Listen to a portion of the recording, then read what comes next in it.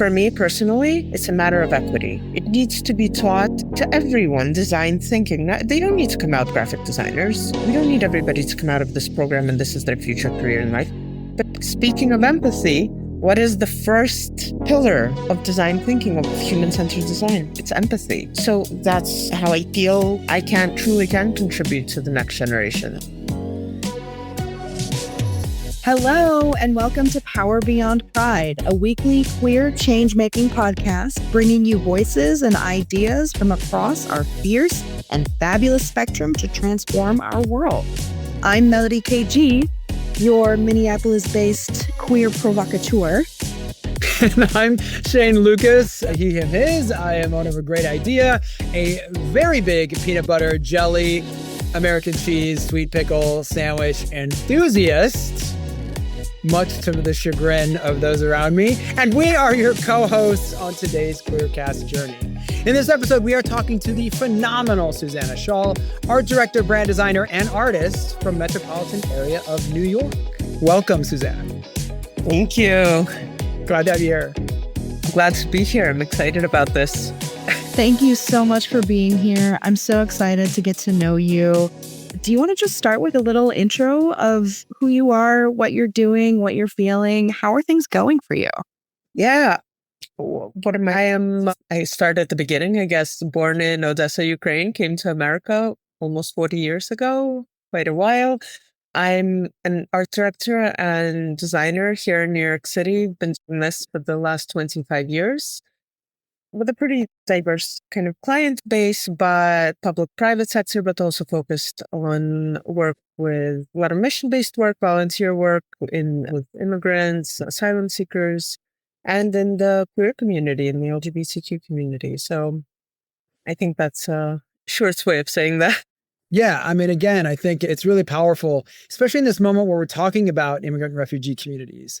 Do you feel like it's a conversation happening in the queer sector? Do you feel like it's happening among queer professionals talking about their investment within the conversation around the xenophobia and the things that are going on around anti-immigrant sentiment? I think that the conversations are actually really siloed, and understandably so, where we all kind of deal with issues that are very personal to ourselves. So the queer community has a lot of its own issues that it's dealing with, especially right now, with transphobia, with the current administration, and the asylum seeking, the refugees, the migrants, whatever language we're using today is a whole separate conversation. I really haven't seen any overlap, even though a lot of the asylum seekers are seeking asylum due to being part of the LGBTQ communities from wherever they come from. And unfortunately, there are organizations that deal with it, but there isn't a wider conversation around it. That's so interesting, especially because I come from mostly sex worker rights organizing. And in that realm, we talk about migrant justice all the time, especially as it intersects with trans and LGBTQ folks. And in this moment, we are seeing some folks pull away from conversations because of safety reasons, right? They're scared of lifting their voices in certain ways or being extra public about their stances. How do you feel being both a queer person and an immigrant in this moment? Like, are you feeling safe? Are you feeling worried? How is that living in your body and in your work? One of the organizations that I work with puts on a pride parade every year. Unfortunately, I couldn't be there this year, but they specifically were asking, a lot of the people in this organization are immigrants, asylum seekers of various levels of documentation, and they were specifically told not to come to this parade due to Wow. safety concerns. So that's incredibly sad. It's the first time that this has happened since the beginning of this organization. And it happens to be almost 20 years old. It was started because there were no queer spaces for us in our community. So it's really was and is one of the only ones where we can speak our own language and have our own culture. And this was the first year that they told them not to come because you can't have that many people in one space and with true concerns for their safety. Am I concerned for my safety? I want to say I'm not because I'm a citizen. I've been here for so many years. But I think in the back of my head, I really am. Because I don't believe that things that are happening are quote unquote by the books as they should be. So I think that I really don't want to be too outspoken today. Not today, but I mean today in our current climate. I don't want my name to be too out there, one, but also I'm more concerned for these folks that are here on, in Russian, we call them birds' rights, meaning they're so delicate and so fragile, these rights that they're here on. And they're even more fragile with the current administration. So overall anxiety for everybody around. I mean, thank you for sharing that. And that's incredibly powerful. In hearing that, I'm curious what your thoughts are on how others can step up, right? So as you talked about, there are community members for whom speaking up is a risk because there's a different set of vulnerabilities that are present. But there's so many queer community members for whom I would say they don't perceive themselves at that level of risk. Again, we understand that trans rights are under attack. We understand many communities are under attack. A lot of queer community members are not feeling those attacks. Are there ways that they can step up into this conversation? Are there things that you see could be done that people just might not be aware of that they can step into to use the power they have to have an impact? In this particular instance, what we did was we called people individually, and it's a triangle, not a triangle, but there's a different triangle here where there are people who are the safest at the top. They're American born, they're white, they're male. They're the safest. So whoever I knew that fit there, I would call them and I would say, hey, can you please come to this Pride Parade? We just need people there. We don't want nobody showing up. We don't want it empty. We want to show that people are coming, but we also want to fill it with people who are not at risk. Okay. So those are the people. So if you're at the top of that triangle and you're the safest and you feel the most confident, show up, be there as a body, be there as a presence, be there as a visible presence, right? And then we know how that triangle goes down, white women and immigrants and people of color and so on and so forth. I don't want to put anybody in or ask anybody to go out and be unsafe. Not in today's day and age, because I don't know what safety even means with everything that's happening. It's a small tangent. I live in Queens. It's the most diverse place in the country, I think. Mm-hmm. My son goes to high school, 9th grade, freshman. He had ICE at his school. He had ICE show up questioning the kids. Wow. My kids are brown kids. They're mixed. So I have concerns. Yeah, they're born here. I know they're born here, but they don't have American names. They don't have American last names. They're not as light-skinned as I am. They're not. ICE is showing up to the high school, standing outside. So is that legal? No, I know it's not. I mean, I live next to, we had a HERC center down the block from me. ICE was here all the time.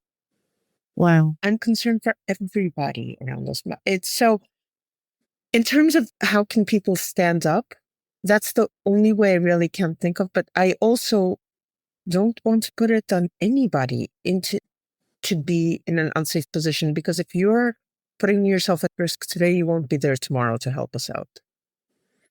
So I guess I hear that, but I also feel like a lot of people have taken a step back since the marriage movement from so much of this work. And so I guess I feel like people have a false sense of confidence about their position, their role, who they are, right? Like obviously we've all seen the memes coming out and looking at parallels to the Holocaust and other obviously very horrendous historical experiences. And we could talk, you coming from Ukraine, like looking at what Russia has done historically to Jewish communities, looking at all of these different travesties that have happened over time. I think people absolve themselves of the seriousness or the idea of the security that their queerness is somehow protected somewhere when there really isn't a protection. So I guess I feel like I don't want to encourage people to put themselves in harm's way. That's not the intention. But I think society is putting harm and has historically put harm in many people's ways And there has to be a way to encourage other communities to step into that conversation. And I do hope that people think about what that might mean for them. There's different ways to dissent, and there are ways to dissent private and public and ways to do it. So I certainly want to keep people in it. But I definitely appreciate your desire. And some of that desire, I think, comes from you. I mean, again, it feels like I get this vibe about you really like having a community around you and thinking about the well-being of others around you. Can you share a little bit about your journey as a queer person and kind of what that has been and kind of helps inform the way that you think about others, the way that your empathy is itself informed? I think that coming from a culture, again, where queerness didn't exist, and let me explain what I mean by that. Obviously, it existed. It always existed. It didn't exist in the sense where we don't talk about it. We're not going to talk about it. It doesn't, if we don't talk about it, it doesn't exist. You can go do whatever you want behind closed doors. But so it was kind of like that. And then I started working again with this organization where we started getting refugees from former Soviet countries that are escaping persecution for being queer. And yes, it came out of Putin's homophobic laws, under the guise of you're perverting children by holding hands in public. But also, they weren't just from Russia. They were also from Central Asia, and they were from the Caucasus region. So there were people. So when I say former Soviet countries, I'm talking about the whole bloc. And they're all coming from that space, and they're coming here. And I think that what really activated that with me was they were children to me. They were closer to my children's age than to me, to my age. I had 2 girls here who just turned 18 in Mexican detention centers, right? Who I was talking to. And I mean, how do you not find empathy or take on, and as a parent, that maternal role was there, paternal, or as a parent, to care about people. I think it's not very hard to find that empathy when you see people like that, especially when I started working with them and talking to them and kind of having them in my house and having these conversations. I mean, my family went through the same thing. And no, we weren't in detention centers, but we had to go through other countries to get here. We had a different journey. The asylum process in the 80s was different than it is right now. And it brought that up with me that we had a support system from Jewish organizations that really helped us step by step, both financially and emotionally, and helped us settle here. And these people don't have that. So it was less about I have the resources in terms of medical or legal, and it was more about come over for a holiday, come over for dinner, let me take you out, let me get you some clothing, which I think is a drop in the bucket compared to the support they needed. But it was also necessary because, again, these are children. I know that 18 is legally an adult, but to me, I can't. I'm not looking at them as adults. And a lot of them their parents had turned away from them. They were ostracized by their families, by their communities. They're in a new country. They haven't fulfilled their education. They don't have careers. What do they do? So in terms of empathy, and it's really the same empathy that I have for the kids here at the Herc Center, who I don't know. I had no relationship here with them. They were from all over. They were the Venezuelan. From Venezuela, we had a lot from Russia. We had some from Russia as well. But I look at them and I see children. So this whole conversation about they're criminals and they're this and they're that, I don't see that. I really just have pity for them. I want to make sure they're all fed. Yeah, absolutely. And I mean, you're talking about essentially the next generation, whether they identify as kids or young adults. And what I hear you saying is that you're really focusing and have been focused on the community care aspect of kind of trying to raise these folks, not necessarily with big displays of dissent, but really just like feeding folks, making sure that they have community, that they know who to turn to in tough times, that they have their basic needs met. And that's such a core part of organizing, and especially organizing within queer and immigrant communities, is like finding your people and trying to make sure that we all kind of level up together or at least stay safe together. And that's really beautiful. I think within the queer community, that's how it's been. Yeah. Whether they're from outside the country or inside the country, whatever the situation has been, queer communities have always had to come together to support each other, because if we didn't, who would? Who's interested in us if not ourselves? And so it's the way I look at raising kids. If you raise them with empathy, if you model that empathy, I apologize, then then they will show that, they will continue that. I hope. I might be wrong. It didn't come with a playbook, but that's my theory on it. No, absolutely. I think it's powerful. I think, again, like you mentioned, community care models from Sylvia Rivera to so many, to the Radical Fairy movement, to so many movements. It is certainly a demonstration of queer people showing power, but also just humans showing power. There are many examples of communities coming together and demonstrating that. Again, hearing your heart in that is so powerful. And we're going to talk more about this. We're going to take a short break right now. We're going to come back to hear more from Susanna Shaul and really share about her amazing projects, talents. We're excited more about that. We're in conversation with the amazing creative Susanna Shaul, and we'll continue right after this break with Power Beyond Pride.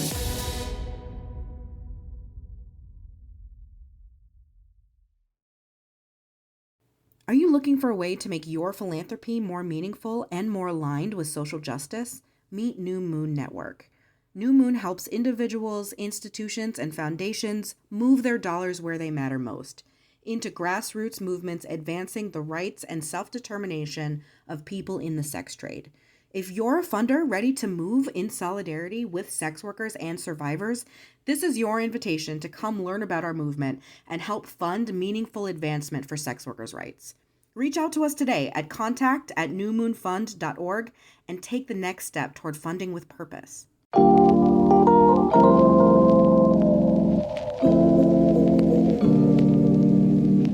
Hey, this is Sean Aaron, he, him, his, and I'm here to tell you about Them Boys Podcast. I'm the host of Them Boys Podcast, and as a Black queer trans man, the podcast amplifies the voices of other trans men of color as we share our transition stories. The podcast not only amplifies the voices of trans men of color, but it raises awareness and conversations around our lived experiences. You can listen to the podcast by going to themboys.org/podcast. That's DEMBOIS.org/podcast. I hope to have you join us on the next episode.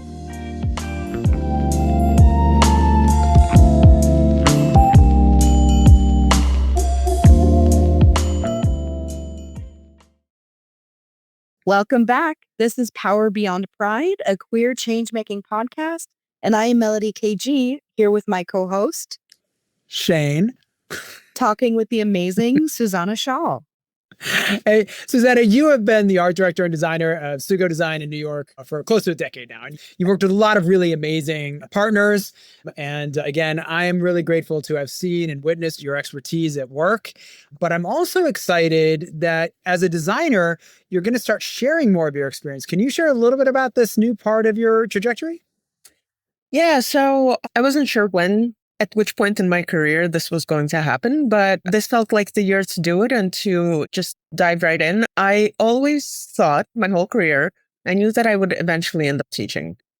What that was going to look like or when it was going to happen, I was never quite sure. And I would dip my foot in here and do facilitations and trainings, and I would speak at conferences and this and that. But I never quite thought that I was, even 25 years into it, I was like, do I have enough experience to share this? And this year I said, you know what? I think I do. I think I've been doing this for long enough, and I love teaching, really, truly love teaching. But I thought it was so like arrogant on my end to think, who am I to be teaching? And I said, no, you know what? Yeah. And I said, where am I going to go? I have a master's degree, so I can teach on the college university side. And that looked like fun. And I started developing my curriculum and I started developing my syllabus. And I get this email from Jan, from my partner. And she's like, I know you want to teach at a college. And she's like, have you ever thought about New York City high schools? And I'm like, I would love to. That would be my dream, to teach in the New York City high school. I love high school students. I know that this is a controversial topic. I love high schoolers. And I said, but how? I don't have a New York State teaching license. I can't right now go and come and spend, it takes about, I believe, 1.5 to 2 years to get another degree, pass the test, this and that. She goes, no, they're looking for CTE teachers and you can start right away. You just need to get a certificate because you have a master's and you have X amount of industry experience. I said, no, there can't be. I know how the city works. It's going to take me 5.5 years. It's going to this, that. She was right. I submitted my certification and called up an acquaintance of mine from the DOE, and he walked me through the whole process. And I was like, oh, this isn't overwhelming. This is amazing. And I started emailing principals, and I was like, and my whole spiel is, I want to teach specifically graphic design. I want to teach it at a high school level. And they all asked me, why do you want to do it at a high school level? And I said, hey, for me personally, it's a matter of equity to be able to teach this at a high school level where everybody has access to it and not teach it at the art school level. Because we know that art schools are expensive. We know that art schools are not accessible to everybody. We know that the median kind of salary in New York City for people living in New York City, I'm not talking about coming from other places. It's not accessible to go to get a private art education where graphic design tends to be taught. We do have city programs, but there are X amount of programs and there are X amount of, there are more people who want to learn this than there are programs in the city. And I said, there's no need for this to be taught as something at a higher level, theoretical and so precious. I think it needs to be taught as a trade. It needs to be taught to everyone, design thinking. They don't need to come out graphic designers. We don't need everybody to come out of this program and this is their future career in life. But speaking of empathy, what is the first pillar of design thinking, of human-centered design? It's empathy. And so that's what I want to do and wanted to do and how I feel I truly can contribute to the next generation. So my paperwork is in. I've been speaking to principals. Hopefully something will go through. I had my first demo lesson last week. They invited me for my third interview with the school. Wow. A really amazing place. The school itself spoke to the principal. I did my demo lesson. I love the kids. I was so sad that I only got 35 minutes with. I was so sad. They did these great logos, and we had we really underestimate high schoolers. They're capable of really higher thinking than we think they are. And I believe in Pygmalion, it's called in business, and in education, there's a different term for it. People will rise up to your expectations of them. So, Well, and I love that you're raising design thinking, which does in its own way, like you said, it's kind of like it's the first pillar. So bringing human, again, part of what makes it empathy is the ability to imagine the world through someone else's eyes. To be able to say my lived experience is not the lone truth, but that it is one of many truths, right? And so part of being able to be a good designer is to be able to step outside of yourself to do that. And so much of social justice is that, right? Like it is this idea about, hey, not only do I have my lived experience, which is going to inform my decisions, but I'm also want to recognize other people that have very different lived experiences. And my values are going to live into my decisions on how I act in this world to affect other people's lived experiences. Am I going to advocate for justice, even if it doesn't benefit me directly, but benefits those I love because they're experiencing suffering or all of that, or experiencing challenges? I just think it's really powerful to think of design thinking in a way as this conduit to encouraging empathy and encouraging another way of being in the world. Is there a teacher who kind of informed that, who kind of influenced you? My grandmother. I'm starting from my grandmother, and I've had amazing teachers along the way. And that could be a whole podcast series. Teachers who influenced my life. My grandmother. Starting with Babushka, who was not, I lived with her as a child, so who raised me, and she was an English teacher back in Ukraine. And a very loved English teacher. And to my first demo lesson, I wore a ring of hers. And it was a gold ring that was given by her first homeroom class. And inside there's an engraving and said, to our favorite teacher. Now, in the Soviet Union, you understand, for children to raise enough money to buy a golden ring with 2 rubies in it. How much it's And it two little rubies and a star, and on the inside, to our favorite teacher. So that tells you enough about what kind of person she was. So that's the reason why I always thought I would end up teaching. That's amazing. That's such a beautiful story. And again, I see you here going back to this like raising of the next generation, giving them the tools and support that they may need to step into the world. And high school is such an incredible time to be implementing some of these teachings, because I remember the queerness and the radicalization started in middle school, but like it really came to fruition for me in my activism in high school, like seeing examples even in curriculum of here's where you as an individual get to make the change that you want to see happen in the world, while also learning that the world, the way that it's designed, is deeply fucked and deeply not designed for us queer people, right? And so I love that you're taking your 25 plus years of experience doing all of this and bringing it back to the kids. That's beautiful. Yeah, I mean, I really hope that I can support them because they're the ones who are going forward. They're the ones we're going to have to count on. I mean, I hopefully still have some time on this planet, but we need to raise the next generation and give them the tools and to know that there are people supporting them. I don't like this perception of teachers as just kind of not keeping down, but just giving knowledge. You can give knowledge. You can give knowledge in many different ways. You can pass down knowledge. It's very important.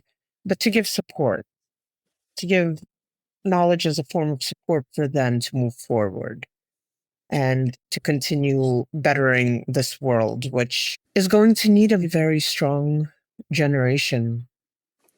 So I have to ask. Yeah. So I have to ask this as somebody who's moving into education, as somebody of your own lived experience of parenting. No one knows how to connect, I think, to the younger generations, like what motivates them, what is interesting to them, what world it is that they want to build.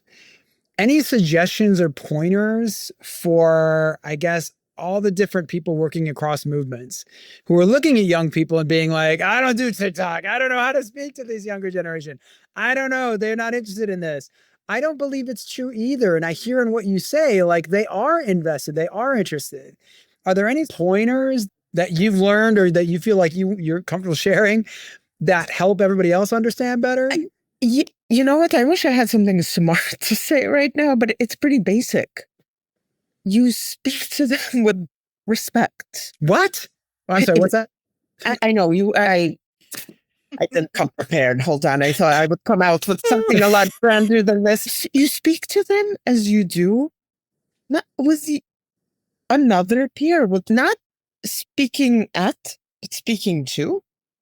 Have a conversation. Talk to them. You don't know how to talk to them because of TikTok or this. You're speaking the same language. It's not that. I mean, no, some of the stuff they say is really. I mean, skibbity. Right? We'll just put skibbity out there. As like it's 0 cents, zero. But whatever. Like, I mean, we all had our terms. So I'm going to go with skibbity is a thing. And so there you go. I mean, just for a second, bring yourself back. The stuff I used to do as a teenager. Oh my God, I grew up on the New York City punk scene. Like, you want to talk about different podcast, but. What do you mean you can't speak to the other generation? Are you really that far removed? So maybe that's not an issue with them. Maybe that's an issue with you already. I'd give 2 snaps for that one. That for sure. Because I mean, the rebellion's important. And I think every generation has its rebellions. I think we just need to figure out in this age of technology, what does that rebellion look like? And I really appreciate what you said there. Like, it's not about speaking to or not speaking at, or speaking with, right? Just connecting to and realizing that they're bringing in some ways, the advantages they have at access to narratives is beyond anything I could even imagine growing up. And so they were able to reconcile a spectrum of identities and gender expressions that we didn't even have language for. They've got all that down. Like they were talking about racial identities and like the complexity of racial identities and heritage and legacies and traditions and ancestry that I think is gorgeous. And as a multiplicity that is beautiful in a way that, again, I think was just so reductive among my generations. I right? think they're a lot more nuanced. And maybe that's where the dissonance is happening between our generation and theirs, is that we didn't grow up that nuanced. We grew up very much black, white, and maybe a few shades of gray somewhere in between. They've got a whole rainbow happening there. And we have a good rainbow. Yeah. I mean, We love a rainbow's fine. It's fine. But theirs is, it's not, I grew up again. We had gay, lesbian, and maybe androgynous somewhere in between. Yeah, the spectrum, the gender spectrum that is currently happening is amazing. It's fluid. It's fluid in the best sense possible. And it really gives everybody their space without questions. And there really should be no questions here. You are who you are. It's accepted. It's that radical acceptance that is nobody's business but your own. And that's something that we really can learn from them. Amazing. Let's talk more about that after a really short break. Please stay tuned to Power Beyond Pride as we continue our conversation with the creative and fiery Susanna Shaul.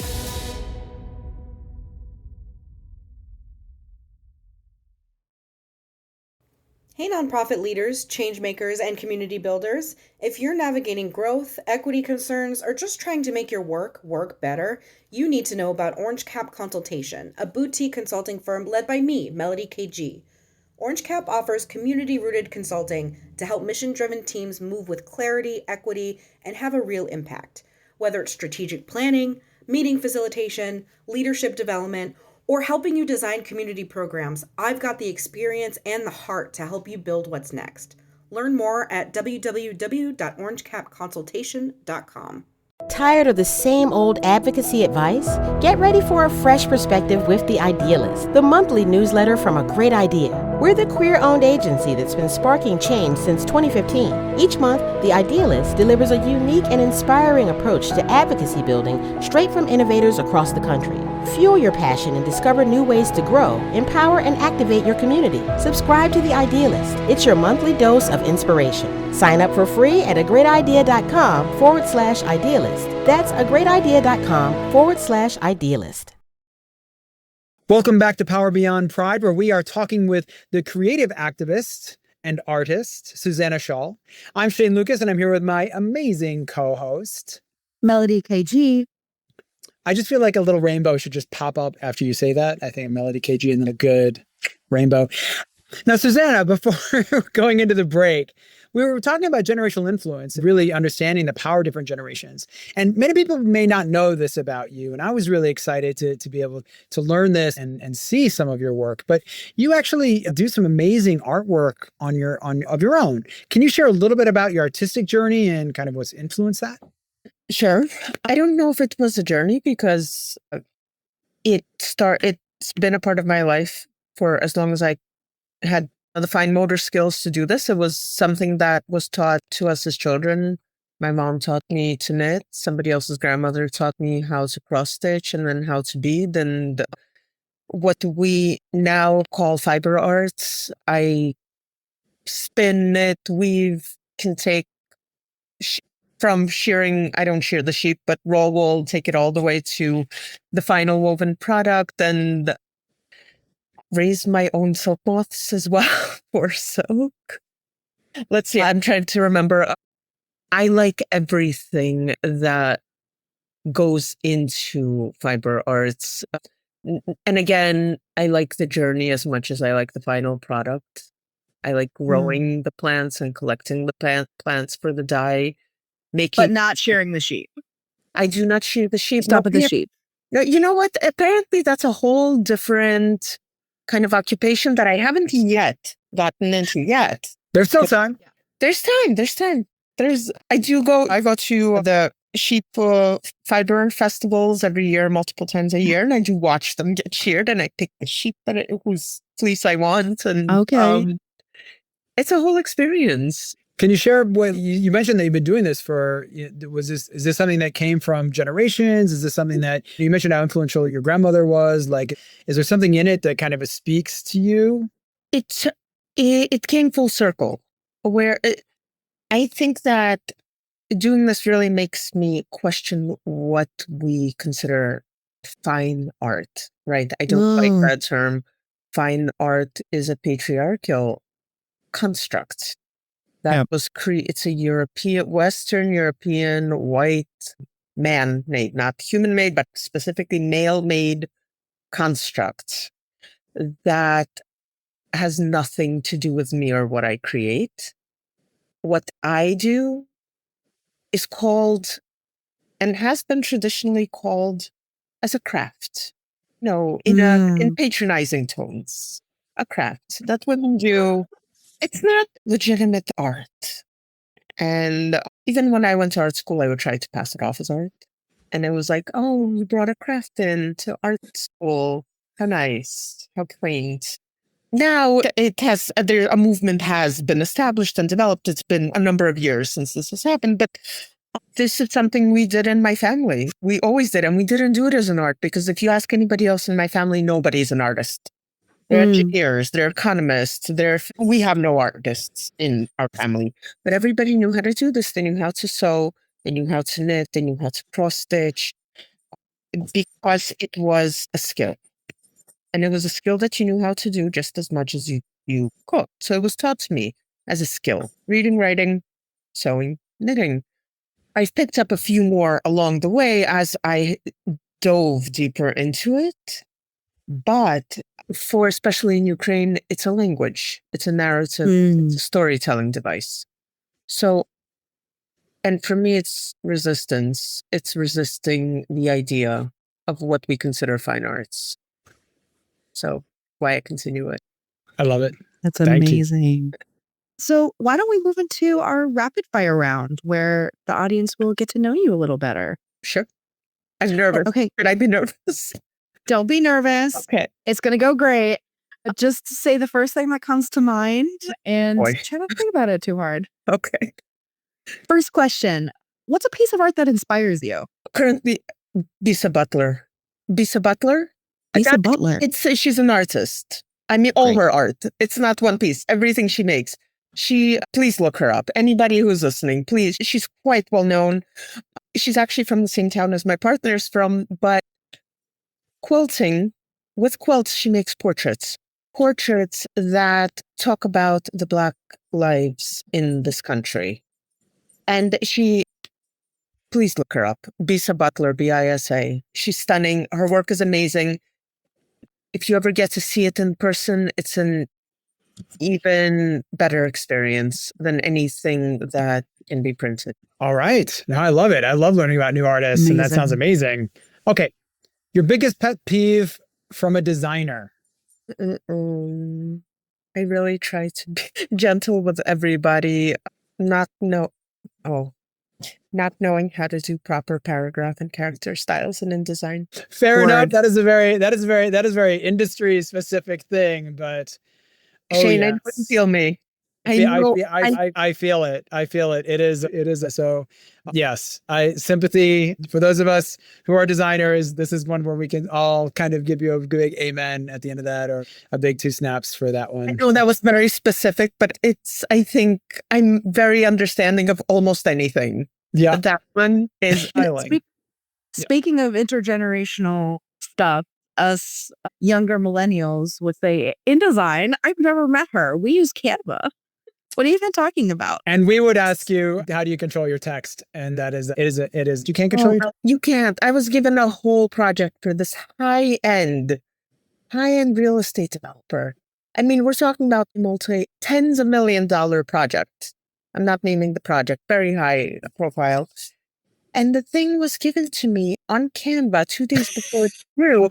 And they're like, we don't like how this looks. Can you redesign it? On Canva, 30 pages. It's due in 2 days. That's a $30,000 rush fee, sir. Thank you. You're not wrong. It might have been something close to that. I got it out. I got it done. I did the rest of that campaign. It was Canva. Controlling text in Canva is a nightmare. I don't care what anybody says. It is a nightmare. So I'm glad all you Canva lovers out there. That's great. I'm glad you're using all those templates because it looks like you are. Why? It looks like you are. And we know and we see you and we know what you use because they all look the same. But text control. I feel you. Susanna, we're gonna create a club and we're gonna create a styles club for proper naming specifications. Dreams. I know. Amazing. Melodie is looking at us and she's giving us side eye. Look, I have my own small business and I'm constantly hitting Shane up for, can you please help me with a design thing? I don't even know what control your text means. So that's where I'm at. So it's more just like my being confused and in awe of all of y'all. So thank you for dealing with my millennial side eye. That's going to be the name of my podcast. Millennial side eye. Love that. I do. I love it. Okay, I am on the cusp of millennial. Can I be on it? I'm like right in. Yeah, elder millennial side eye. No, thank you. Yes. Okay, Susanna. Yeah. What was your favorite moment as a dancer? People may not. So we should probably front this too and say, again, Susanna, you have a great career as a dancer. So we didn't talk about it at all, but you've crossed many different styles all these years. So yeah, that again, that's a whole different conversation. But I have danced in so many amazing places for really amazing events and in people's happiest moments. But by kind of one that stands out is dancing in a restaurant, Lebanese restaurant in Bay Ridge for one of the Saudi princes. Whoa. No pressure. That's incredible. Tipping was great. Yeah. Did you get a plane? Okay. Or rent. You got rent. Okay. I heard that. Perfect. Not ashamed. I know. That sounds amazing. That sounds like an amazing. And that was, so in terms of the type of dancing, was that because you've done ballet, you've done all types of dancing, right? No, this was belly dance. This was belly dancing. It was in the middle of my belly dance career. And again, I was doing that as what are we calling it now? As a side hustle at night. I worked at Morgan Stanley in their design marketing during the day, my costume in my bag. And at night I'd go off and dance. Amazing. Phenomenal. I love it. Okay. So your favorite queer icon? Queer icon it's going to have to be who threw the first brick, right? Who threw the Marsha P. Yeah. Well, Marsha P. Miss Major. Was it Marsha P. who threw the first brick? Okay, Marsha P. Johnson. Yeah. The fight came later, but that was the first brick thrown because it all went uphill from there. Kind of. Yeah. Yeah. That's awesome. Yeah. Stonewall icons. Again, we have Miss Major with us still today. We have very few of the icons left with us today. So yeah. Amazing. What's the best date you've ever had? Oh, what's the first date with my current partner? We went hiking. I know that's so cheesy. You wanted something spicier, right? No, we went hiking. It was Yom Kippur Eve. We couldn't do too much of a hike because I fast on Yom Kippur, so I was fasting the next day, or rather that night into the next day, and we did 5 miles in the Palisades, and it was amazing. And wow, and Shane met her. She's great. I love her. Awesome. Yeah. No. Phenomenal. That's such a cute classic lesbian story. We went hiking on our first date. It was like, I love that. I know. We are a bit of a cliche, her and I. Like me and my Subaru, her and her Jeep. She's an academia. Right. I'm the artist. Right. I'm here for it. I think, you know what? It's gorgeous. It's beautiful. It is joyful. You could see it when you see both of you. So yeah, we're all about it. I love it. I'm glad that's the best dates. I want to know what the best piece of advice is that you would give to your future self. Oh, I'm never going to take it. I'm going to tell you right now. I'm going to tell it to myself. It doesn't have to be perfect. It doesn't. You can just go ahead and do it. It doesn't have to be perfect. I'm already not taking it right now as it's coming out of my mouth. I'm worried, but I really wish that I could just kind of let go a little bit. Things don't have to be perfect for me to go ahead and do them. It's something I think that all artists, first of all, struggle with. Yeah. That anxiety of starting a project and ending a project and showing a project. And it's not only about art, it's about even this whole teaching thing. I didn't need to be a perfect designer who doesn't make mistakes. That's not achievable in order to go and teach somebody. And I don't need to make a piece that's perfect. I think that is something that really holds me back on a regular basis to this day. So Yeah. that don't wait, just do it. Jump, close your eyes, jump in, take the leap. Just do it. Nike. Just do it. Yeah. Yeah. You know what? I love it. I love it. Thank you. That's great. Are you an extrovert or an introvert? I believe recently there's been a new term for what I am. I'm not an extrovert because extroverting does not give me energy. I love people and I love being around people and talking and being, and this is amazing for me, this experience. And I love it. But for the rest of the day, I'm going to be in a bunker. I'm going to go hide in the basement from my children. Or I might go to the gym and just kind of hang out there for a few hours with my headphones on. So I don't know what category that puts me into. I love it. I sympathize with that. I think I very much share that experience. I think we will find one together. I think it's whatever category that is, Susanna is, we're gonna rock it because I feel that very similar energy. Now, I know you're an amazing cook. I've not had yet to enjoy your cooking, but I know you've shared that you cook a lot for your family. Yes. You cook a lot. So what is your favorite thing to cook? Oh my God, one favorite. No, I don't just like to cook for my family. I like to cook for my friends. I love to throw holiday parties. I recently had a ton of people over for Mamuna, which is a Moroccan celebration of the last day of Passover. I'll send you a photo of what was on the table, but I want an invitation. I don't want an invitation. You have an invitation. You are somewhere off in a different state. Whose fault is that? Everybody is always invited. It's an open door policy here. I cook enough food for the whole neighborhood to eat for the next week.